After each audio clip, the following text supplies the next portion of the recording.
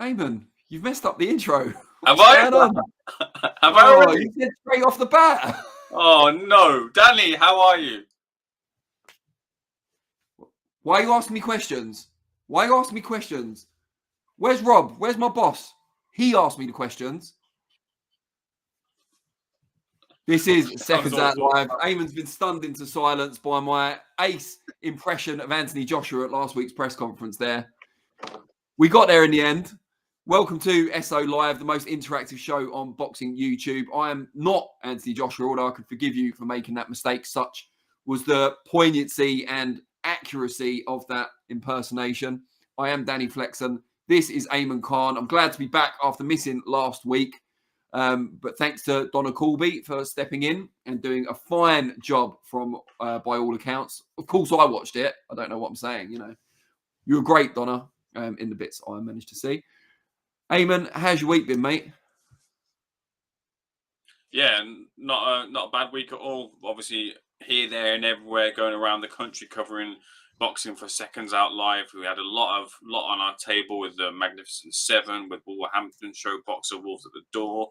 We had the Tyson Fury versus Alexander Usyk press conference. We had the Day of Reckoning featuring a number of interesting fights on that card too. So outside of a little bit of fatigue, I'm actually quite pumped, you know. I was there at the Day of Reckoning press conference thinking, like, you know what?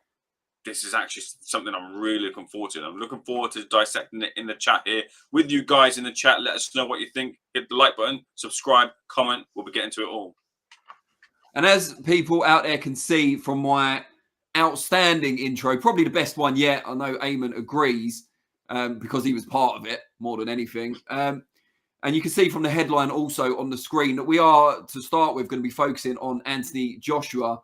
We've got AJ jabs at Otto and Dev, and for people that were hiding under a rock somewhere over the last few days, it was the Day of Reckoning press conference last week. Ayman was there, of course, and they announced all the big heavyweight fights. They flew everyone over to London, pretty much, that's on the card, which was, probably a mere fraction of what they're going to spend on the card itself with that Riyadh season dough.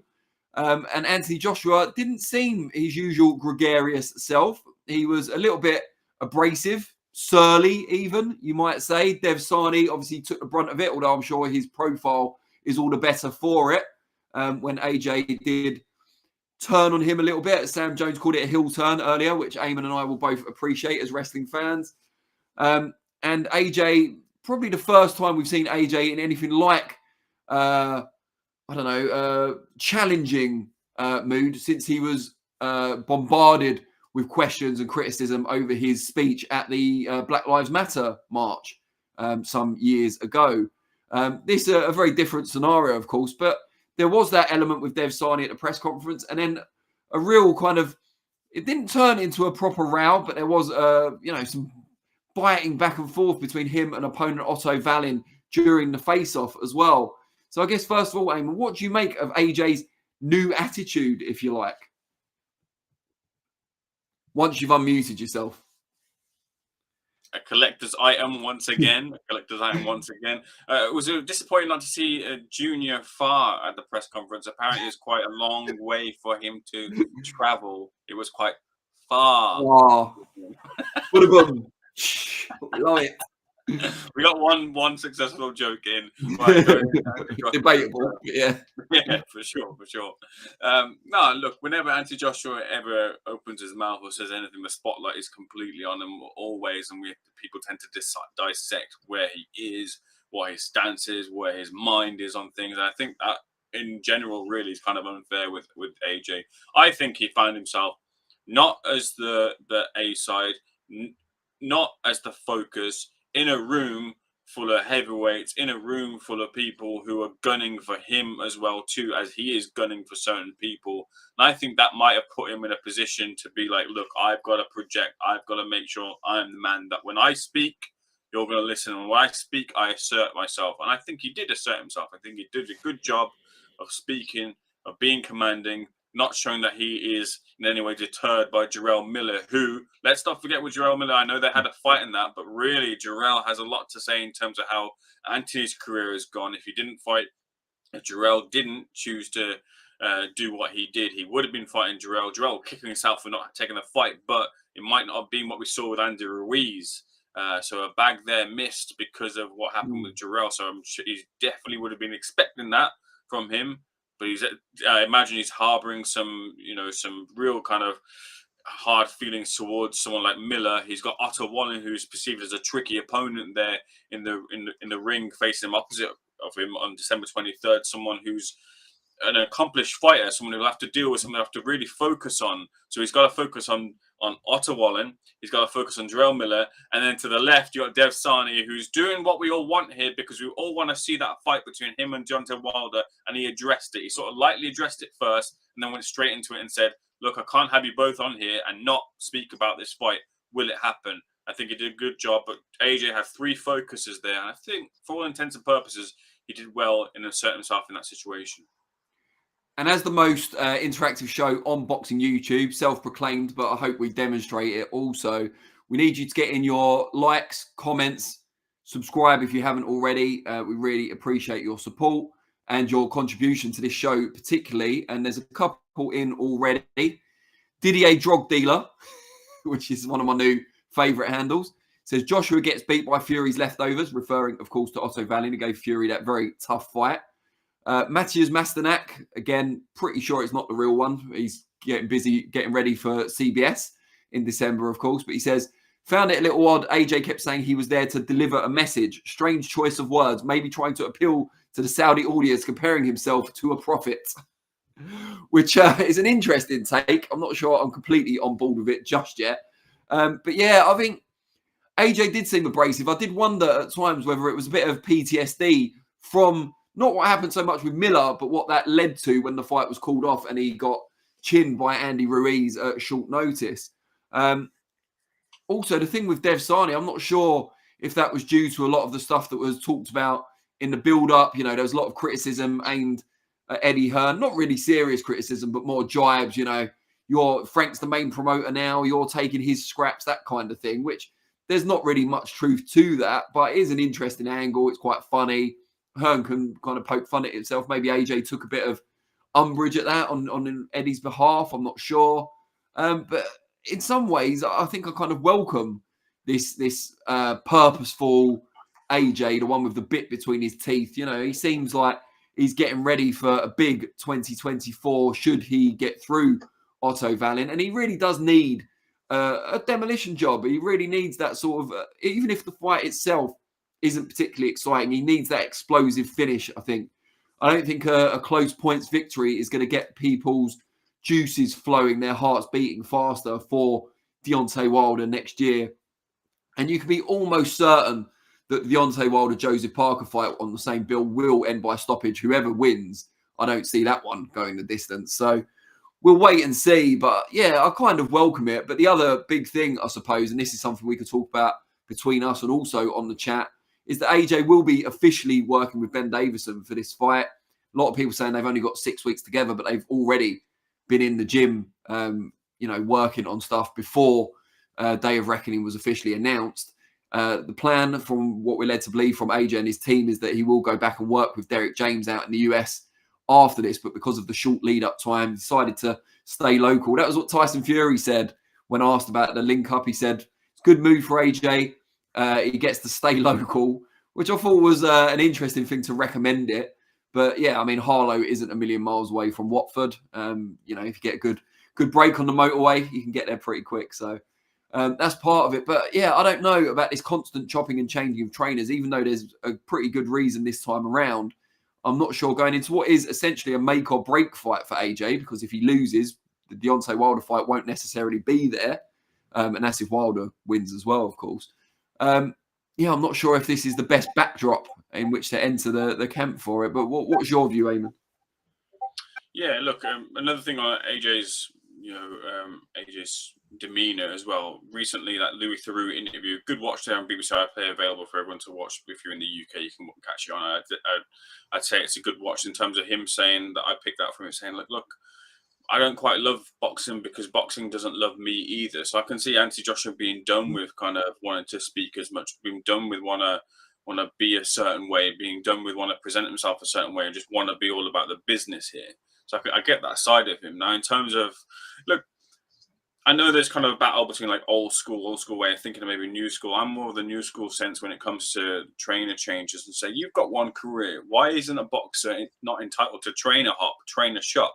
If it doesn't work, it doesn't work. So move on, move forward. Not everything sticks every time. So you have to take your opportunity, especially at this tail end of the career that we're on with Anthony Joshua, only getting older, looking to adapt here. You've got to get things right here. So if it wasn't working with Derek James, whether in the interim or for the foreseeable, then you've got to make that change. So we've made positive action there, gone to Ben Davison. Don't know if it will be a great fit. That remains to be seen. The other side of the equation here with this too, for him moving to Ben Davison alongside it being closer, is Anthony Joshua is someone who sought answers most famously or infamously on the way to the ring towards his fight with Usyk. It was at Tottenham Stadium, and he's asking Clifton Mitchell on how he should fight Usyk, which kind of put boxing fans in a confused state there. But joining up with Ben Davison, you've got a packet full of answers. You've got a research notes full of answers that comes in the package with Lee Wiley. They do their research, do the tapes. I'm not saying that other trainers don't do that, but that's very much a key element of their game planning. And I think that will do a lot to comfort AJ to know what his game plan is going into a fight with Otto Wallin, who has at the highest level caused problems for elite heavyweights.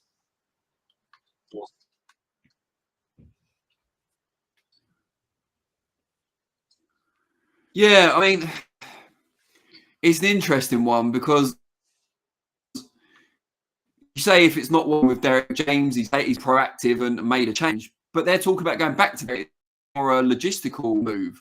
But then they're talking about working on power with Ben Davison as if that's his kind of specialty. And I don't know. I mean, I am comforted by the team at Ben Davison's gym surrounding AJ, like in the same way you are.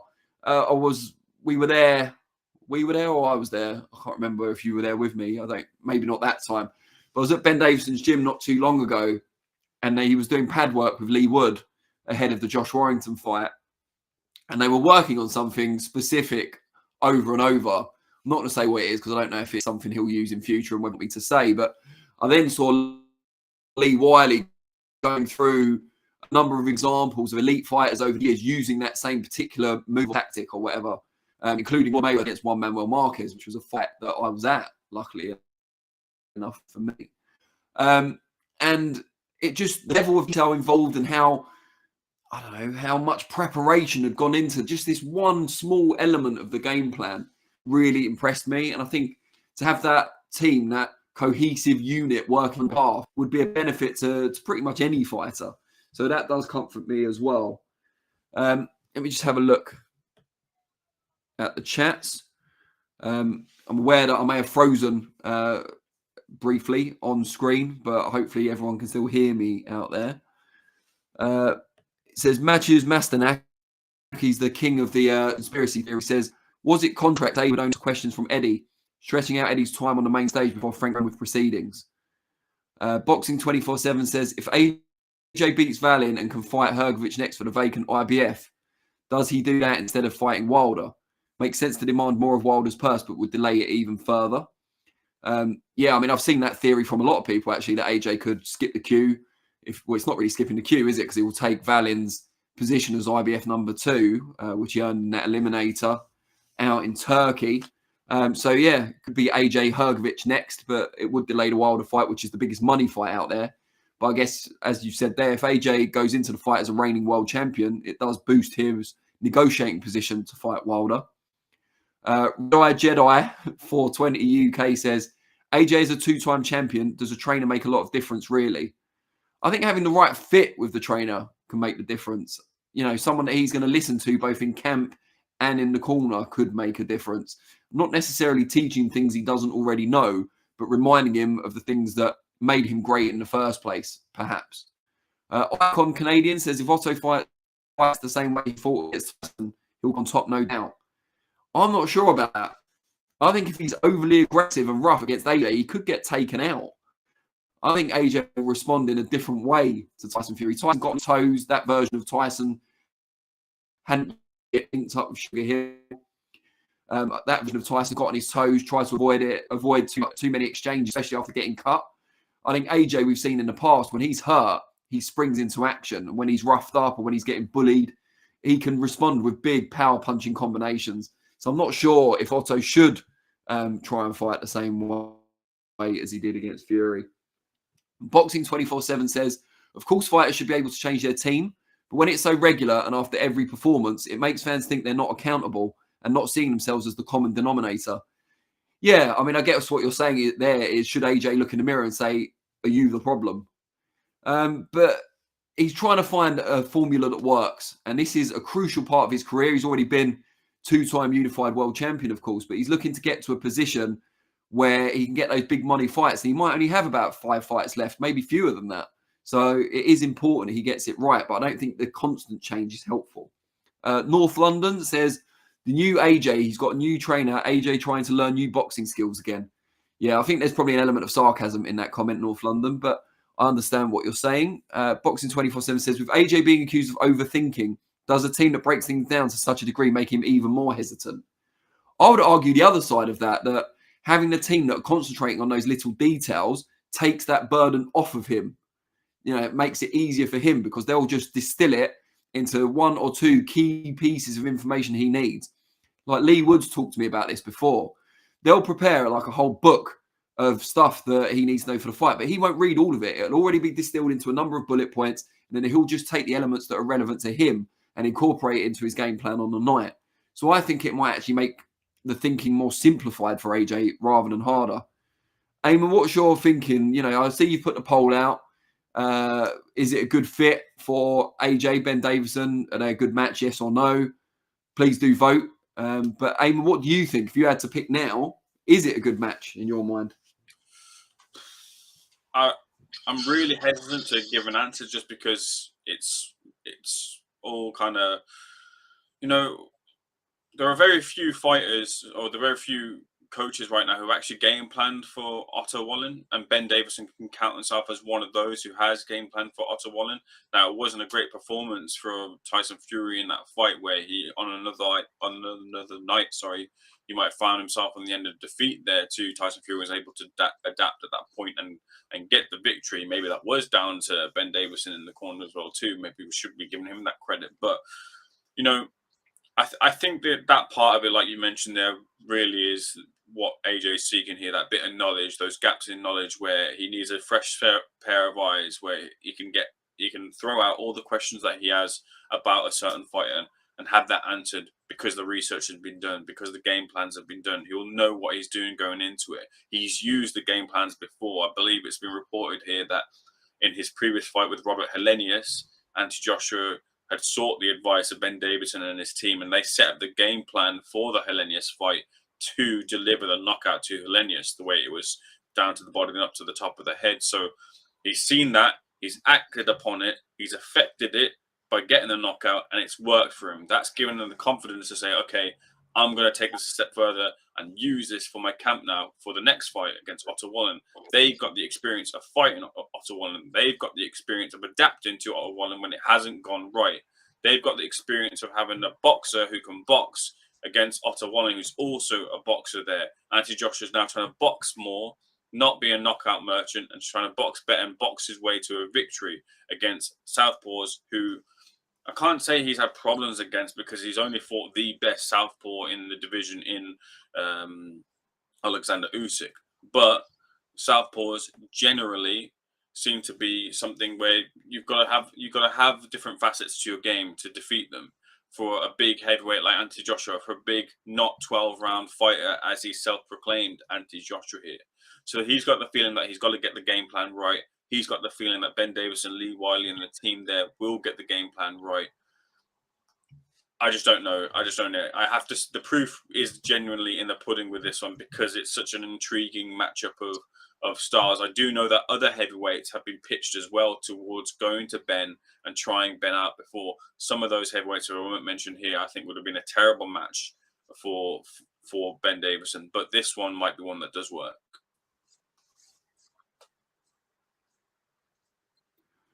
And for the more eagle-eyed, you'll see that our headline at the bottom of the screen changed. Our Fury fumes at Team Usyk. We are gone to the big press conference that took place the day after the Day of Reckoning, but no less no lesser a show, even though it hasn't got the depth, perhaps, of the reckoning. It is the first ever undisputed title fight in the heavyweight division in the 4-belt era. It's a big mouthful. We've got to find a way of making that a bit snappier as a kind of headline or a subtitle.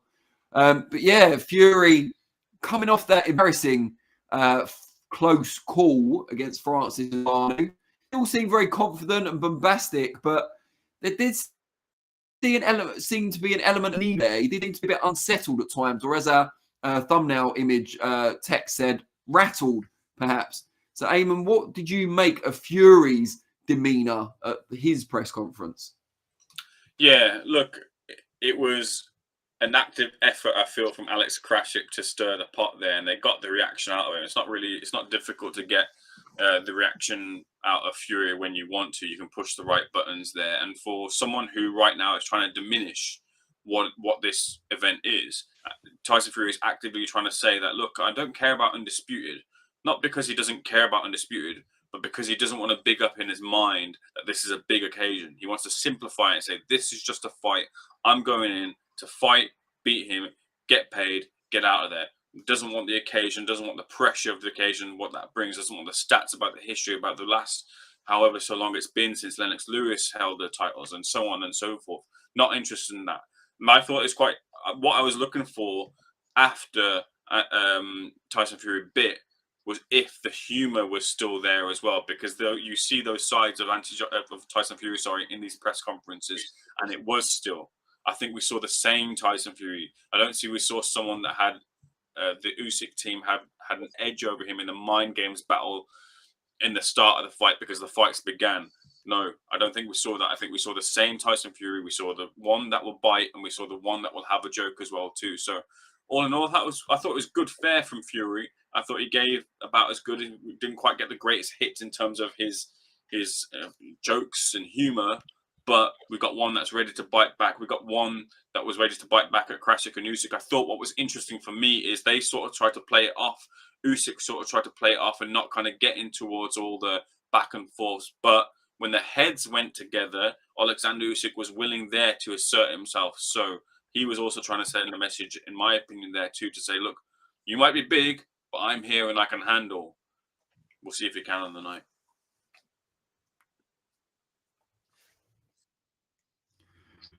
Yeah, it's an interesting one.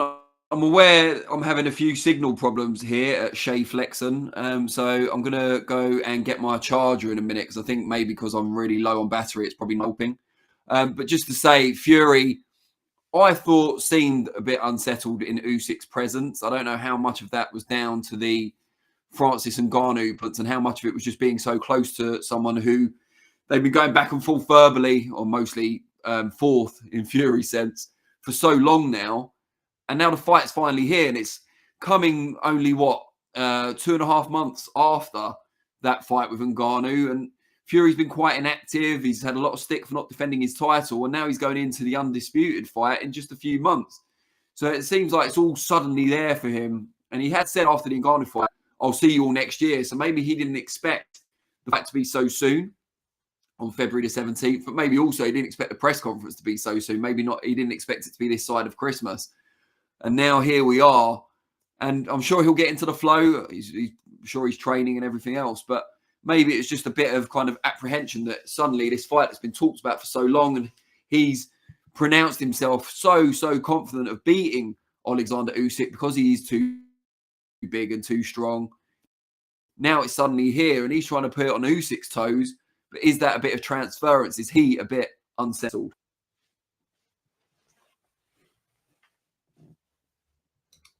No, I don't. I'm not sure. Ayman, did you get that? I can hear you. I'm not sure he is unsettled, to be honest with you. I thought it was standard fare from Tyson Fury. I thought he was just the same old joke. They even threw in like this world's sexiest sportsman gimmick type of thing as well, Danny. They were having fun with that press conference. They must have preempted that with Tyson Fury as well, who was happy to take that on board. World's sexiest sportsman apparently above Tommy Fury as well. And then they played the "I'm Too Sexy" music in there as well. Never seen that before in a press conference of this magnitude as well. I thought that they were having a little bit of fun there, in amongst also the fact that these two are going to duke out in the ring next year, February 17th. So, no, look, I mean, it's hard to say with these sort of things because these two are also masters of mind games as well. Tyson Fury is someone who's able to get into the heads of his future opponents. He's played Batman. Alexander Usyk has played Joker. Alexander Usyk didn't quite play the Joker this time round in the press conference. Alex Krasik was playing the Joker this time round in the press conference, which I thought was an intriguing little difference there. But for two masters of mind games, for people who don't believe that Alexander Usyk can't be penetrated in terms of his or mind games before the fight, I think Fury just about takes the edge here if you're looking for those 1% here in the fight heading towards that undisputed. Yeah, just to say, I've now plugged in my charger and everything seems to be fine. My speed's gone up 5 times according to the speed test. So not sure what was happening before, but the seems to have done the trick. Hopefully I'm not frozen anymore. But yeah, let's go to some of the comments in the chat. Where are we? Greggies or Greggles, I think it's actually Greggles. It says Fury keeps saying, I've been told it's been 20-something years since Undisputed. Why is he saying I've been told or someone told me? He knows boxing history. He's downplaying. Yeah, but he's been saying for a long time that he doesn't care about Undisputed. So it's very much on brand for him to downplay it. I guess maybe that takes some of the pressure off, or maybe he really doesn't care about the accolades. But then, as you said, he is a student of the sport. So I'd be very surprised if that were the case. Mark Stevenson keeps it brief. He says, hello, sausage. Surely, you know, you're leaving one of us out there. Shouldn't it be sausages? Sausage and mash, perhaps. North London says, AJ wanted to change trainers. He got Derek James. Now James don't want to train AJ. James is training Garcia, and AJ is now training with Davison. I'm not sure that's true. We certainly haven't heard that from Derek James at this point. Matthew, very busy gym, though, isn't it? Very busy. It is very busy, and they haven't enjoyed the best of fortunes over the last few months either. But you would think that AJ's a bit more steadfast than to get his head turned by such, you know, fickle fortunes. Matthews Masternak says, was John Fury busy that day, or did Saudi not want him at the top table? I'd imagine there's so many things that John Fury could do to get arrested or chucked out of that country. Maybe it just wasn't worth the risk. But he's been there before. You know, we saw him there not long ago with Tommy, of course. So I'm not sure why he wasn't up at the top table. Ayman, did you see him about at the press conference? Didn't see John Fury about either. Didn't see Tommy Fury about either. Maybe a well-deserved rest. Maybe pitching his or signing autobiographies as well, or signing copies of his autobiography as well too. So maybe otherwise occupied. I hope I get a free one. King Dale Clark says, I think AJ should just retire at this point and get an audiobook. Yeah, I'd love the audiobook if he reads it himself. I think AJ should just retire at this point and get a real job. He fights about once a year and changes trainers every fight. It's not a real career. I mean, his bank balance would beg to differ, as would his profile. Although, didn't he? I saw a thing on Facebook that said Tyson Fury had come top of the sexiest sportsman currently, and AJ was like 3 or 4 or something. Need to see the stats behind that poll. Where did your vote go? Oh, mate, it's so difficult. Sexiest sportsman.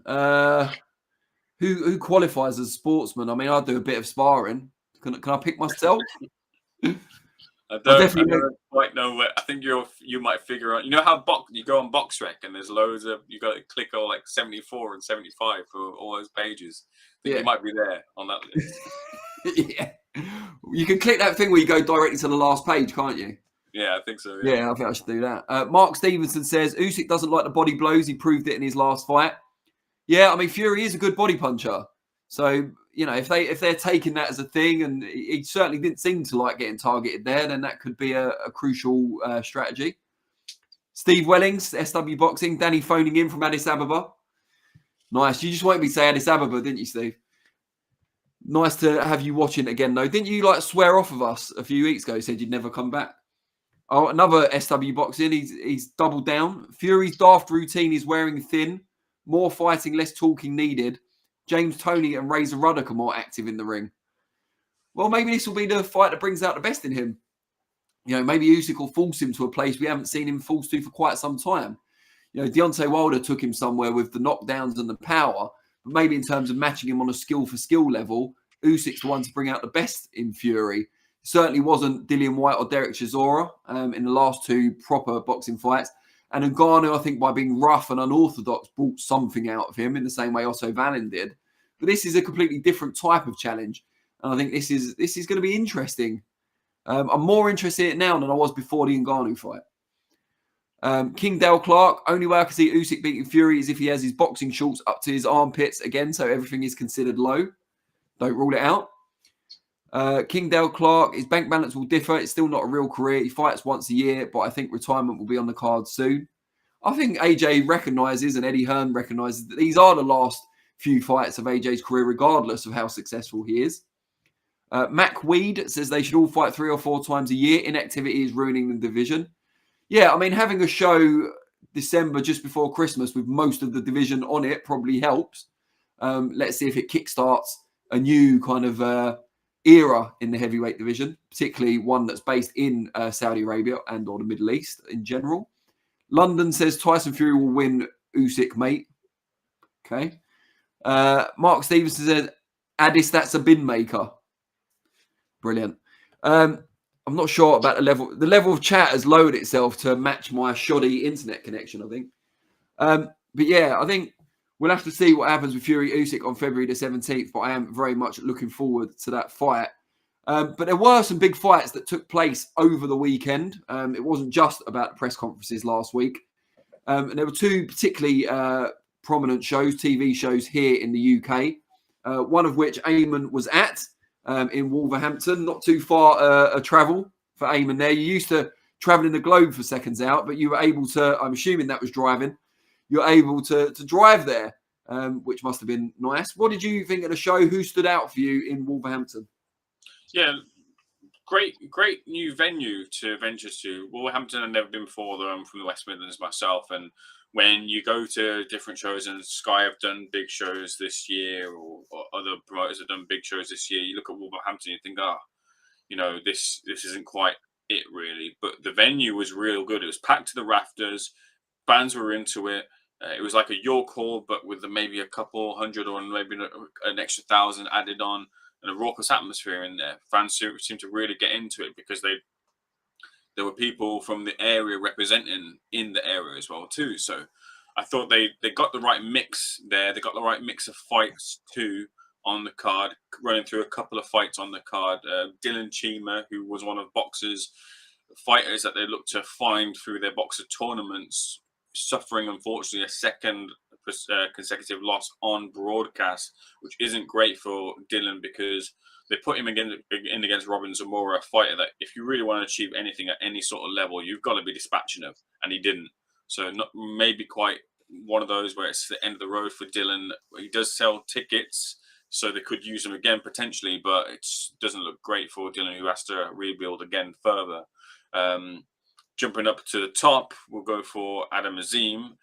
Adam Azim looked scintillating as usual, maybe a little bit guilty once again of wanting to hit and not get hit and not planting his feet enough. He'd dropped his opponent and then played with his food a little bit, but still there's a lot to like there, a lot to go off of, and he's going to be taking on Enoch Paulson next to defend that European title.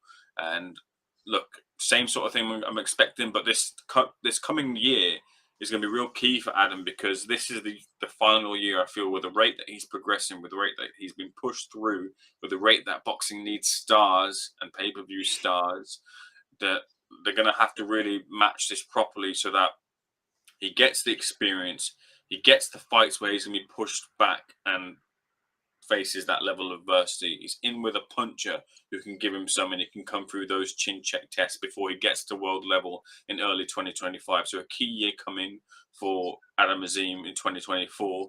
Then Richard Riakporhe. The midnight train rolled into Wolverhampton and rolled out pretty quickly, as a lot of people tend to do in Wolverhampton. But that's what Richard Riakporhe needed to do. That's exactly what Richard Riakporhe needed to do. Make that black country. A lot of people are kind of been slating Richard for not taking opportunities that were there for him, but he ends up with Dylan Brujon as the opponent.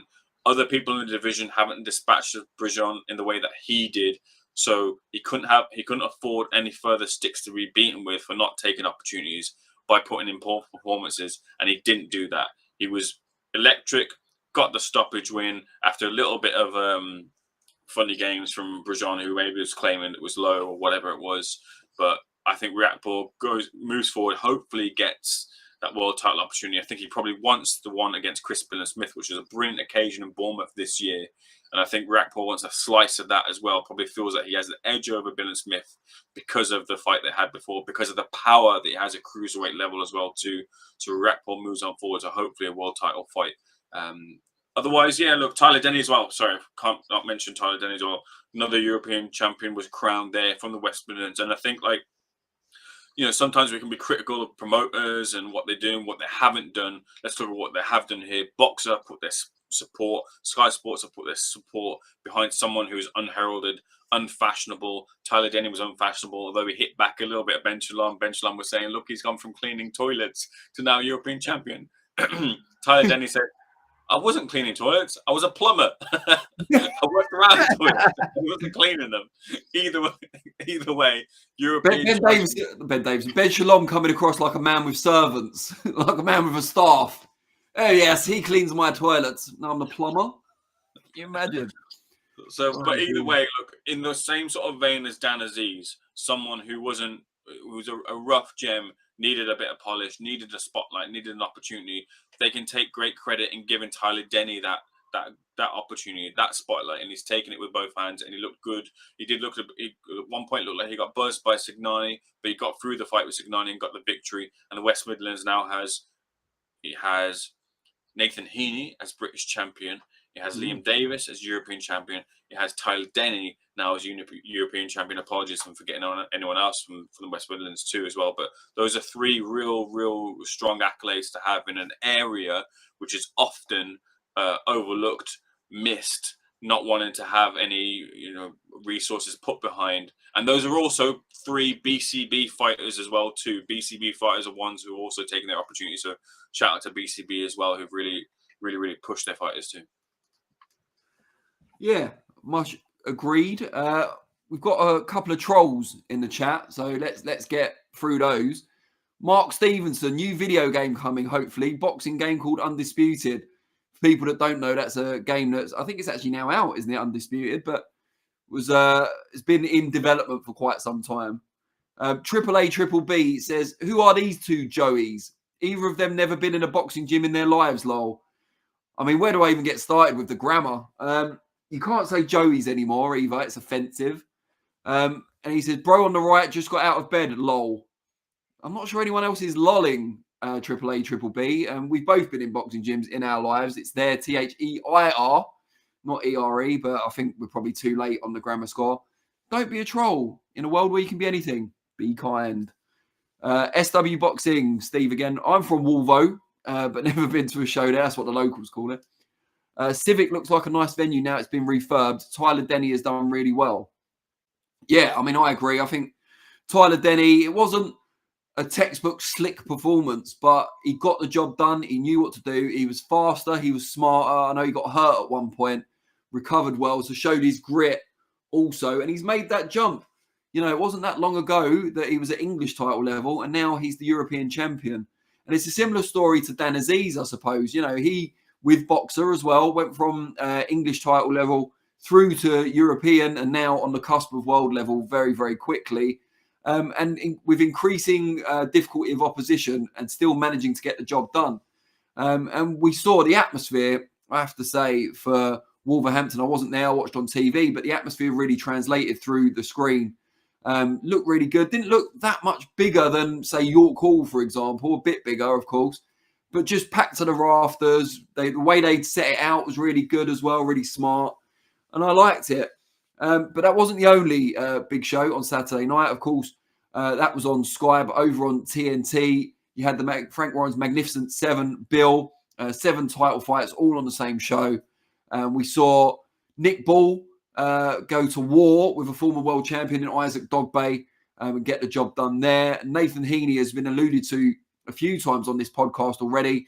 And if you've seen my interview earlier today with Sam Jones, you'll know it caused the boxing manager to lose around £4,000 on an accumulator because Nathan Heeney upset the odds in his near his hometown of Stoke up there in Manchester to beat Denzel Bentley and unseat him, dethrone him as British middleweight champion. And Denzel already had the Lonsdale belt outright, similar to Harry Scarf beating Echo Esserman on the same bill. 2 Lonsdale belt holders for keeps were unseated by challengers who maybe weren't fancied by the bookies to come through. What were your highlights of that show, Ayman, if you've had a chance to catch up on it since Wolves?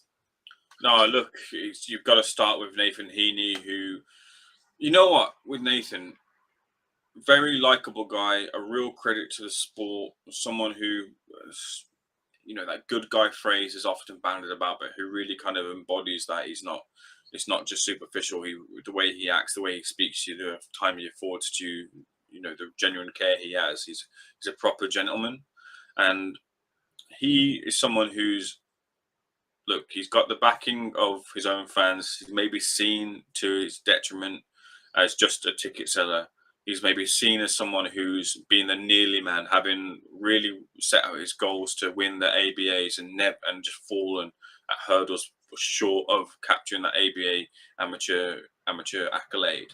Now, he fell out of love with the sport, came back to it, found boxing again, turned professional, achieved his first goal of signing with Frank Warren, getting Frank Warren's eyes. Frank Warren said that, Frank Warren, look, you're never not going to support a ticket seller. You're always going to try and push them to the hill and push them as far as possible. People were saying this is a bridge too far for Nathan, someone who couldn't accomplish beating Denzel. Denzel, who had, to his credit as well, to be said too, had taken on Janabek Alam Kaluli. And if he'd started a little bit faster, if he started a couple of rounds beforehand, maybe we'd taken home a world accolade of his own. But Denzel chose to defend his British title. He was the overwhelming favourite. His power was something that was seen to be something that would be the difference maker on the night. But Nathan, he called this his FA Cup final, and it was his FA Cup final. And he didn't win by shootout. He didn't win by penalties. He resoundingly won here in this fight. He was able to use some of that, call on some of that amateur skill, who Denzel Bentley might have been a little bit kind of guilty of believing that he would walk through Nathan. And at that point when he realised that he wasn't going to walk through him, it'd gone too far. Nathan was boxing. He was able to be technical in the fight, good head movement, good lateral movement, good footwork in the fight, picking his punches there. A left hook of his is something that they believe to be a bit of a key weapon as well, and that must have been deterring Denzel from actually wanting to really throw caution to the wind there when he needed to in the last 2 rounds. And he won that FA Cup final, crowned British champion. He's achieved his goal now, and he's probably thinking, what do I do now? I've got my British title here. I've achieved everything I wanted to and more. What can I do? Well, Frank Warren's promised me a world title opportunity. Can he push for that at Stoke? What a story that would be. What a story would that be? Regardless of who wins or loses, what a story would that be for Nathan, who's an older fighter, who's come through the ranks, done it, achieved his dream, and now looking for maybe that one last little push. Elsewhere on the card as well too, Nick Ball versus Isaac Dogbo. Real good victory for Nick Ball here, I feel, against Isaac Dogbo, who's been at that level beforehand, who's dropping down a little bit here. But Nick could have faltered really. Isaac Dogbo is a technical fighter. He can punch as well a bit too. Could have found himself on the end of a defeat, as did some of the other fighters on the Magnificent Seven. But I thought he was assured in his performance, and I thought that a world title opportunity next is going to be difficult for Nick, but he's put himself in a position where he was the B-side against Isaac Lowe in Wembley. Really, you know, that was Isaac's rebuild fight, and he's put himself in a real good opportunity now, real fancied now by Frank Warren.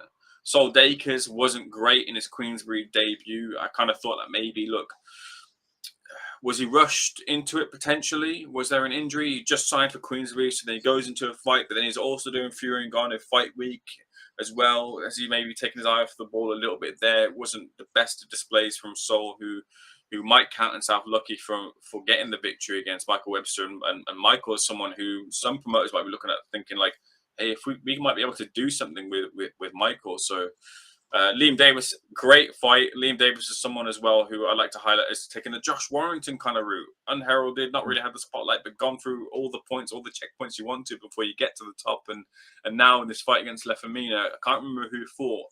Last time around, I think it was one of Eddie Hearn's cards, but he was very unlucky to not get the victory on points. like I said, can't remember who it was, but Liam Davis, all action from the start, hurt his opponent, got hurt himself, climbed up with the canvas, and ended the fight brilliantly. That's what you want to see from fighters, and that's what you want to see from fights. So broadcasters must love him too. So those are kind of my roundup thoughts. If I'm forgetting anything, my bad, but a lot to like off of both cards, especially that one too.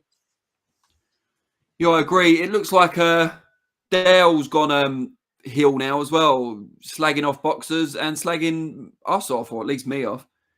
Guy with hoodie on, I know you're a soft touch Brit, ? If you know, why is there a question mark? Maybe get a real job instead of talking about boxing, some job where you actually have to work for a living, son. I mean, if you're not British, why are you calling anyone son? But yeah, I mean, why would I want to get a real job rather than talk about boxing when I love boxing and I get paid for it? But yeah, I'll let you think about that. And then he goes on having a go at boxers as well.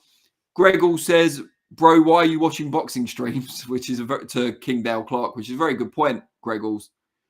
North London, if boxers or UFC fighters could play football, they earn real money.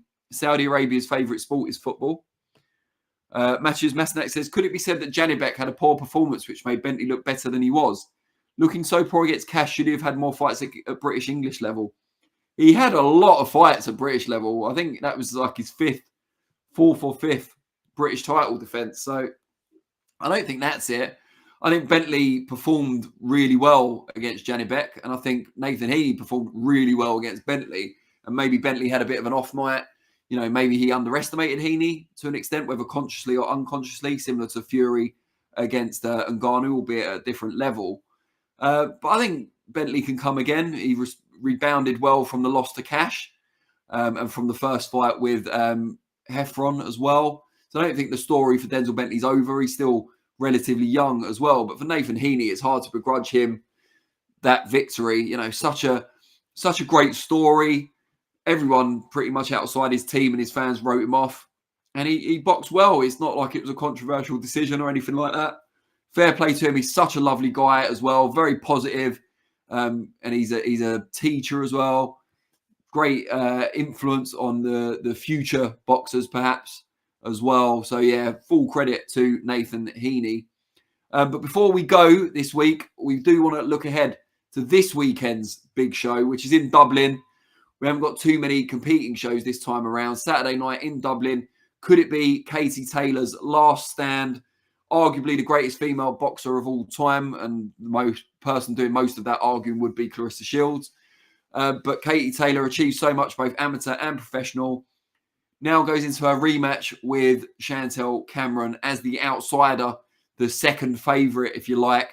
And you've got to ask yourself, if Cameron is able to repeat the victory over Katie Taylor in that rematch on Saturday night, would the Queen of Ireland be tempted to bow out of the sport to which she has devoted her life? Ayman, how are you weighing it up going into that weekend?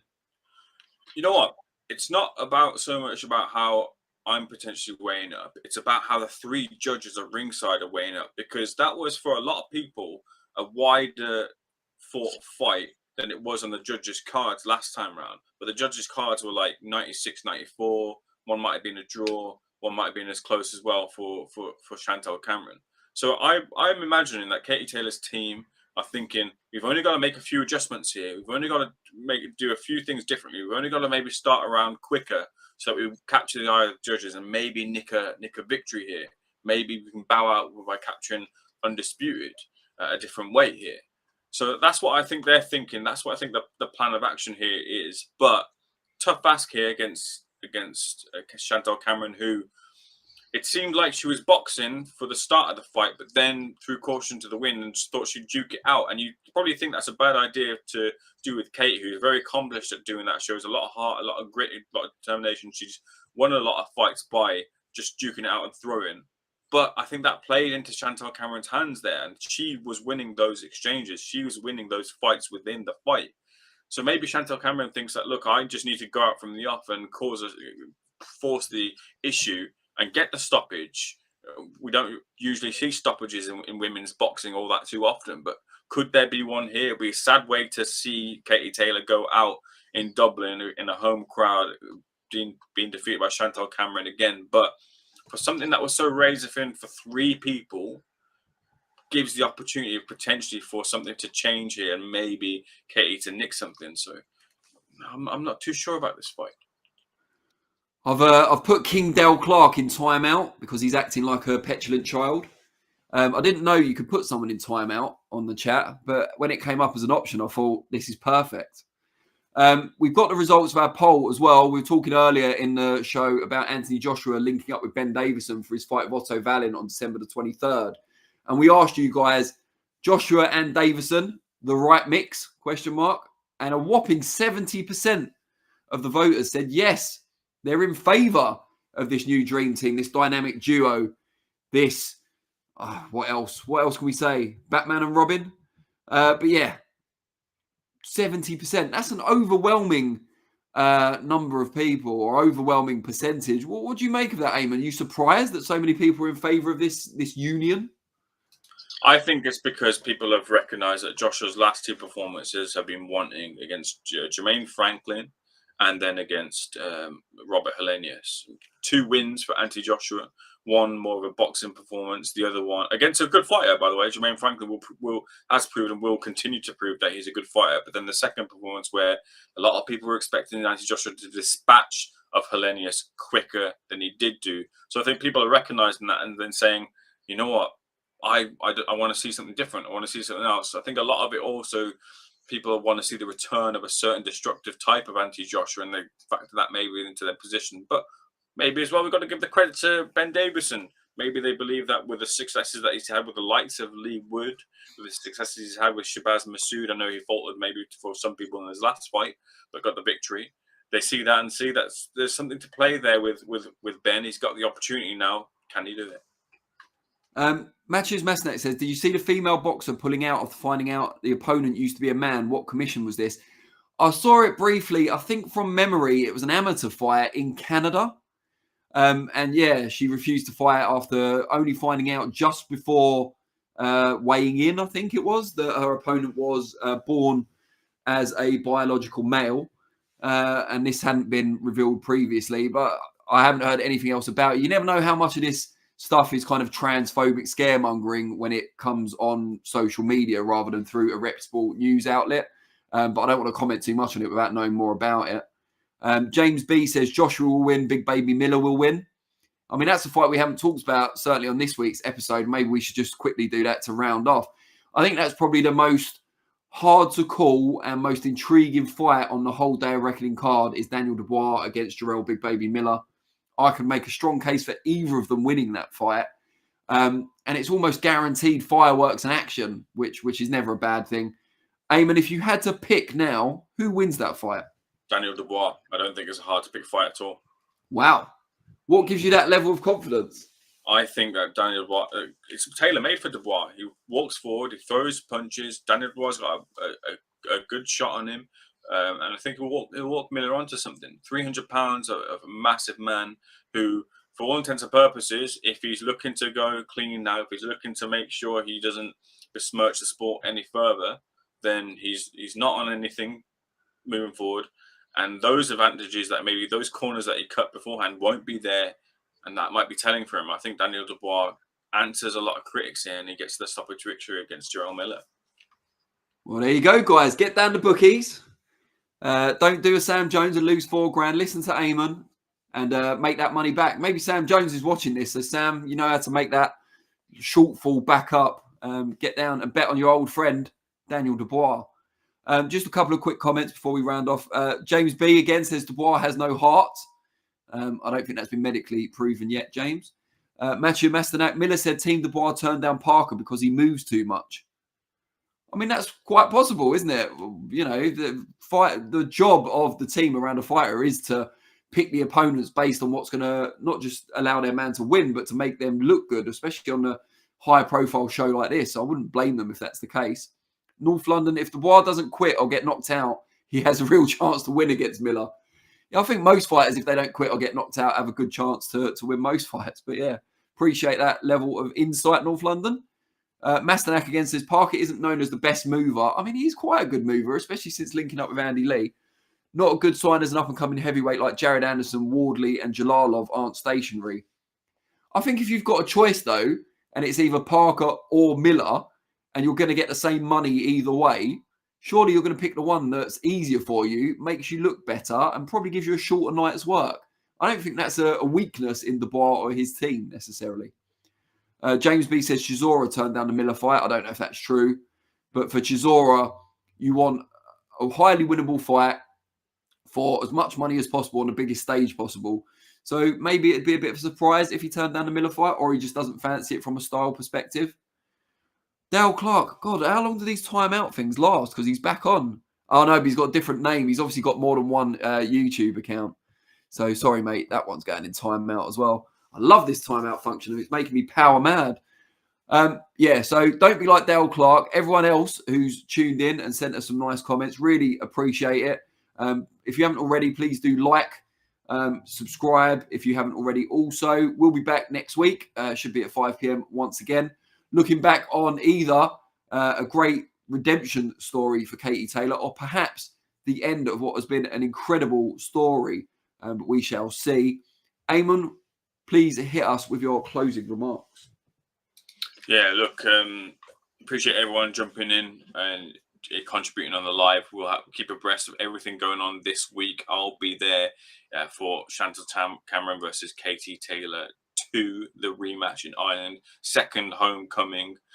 Should be a good fight indeed. The first fight was a great fight and a great occasion as well too. So hopefully we'll be having Eddie Hearn on the channel, Frank Smith, Katie Taylor, and Chantelle Cameron, of course, other people on the undercard as well.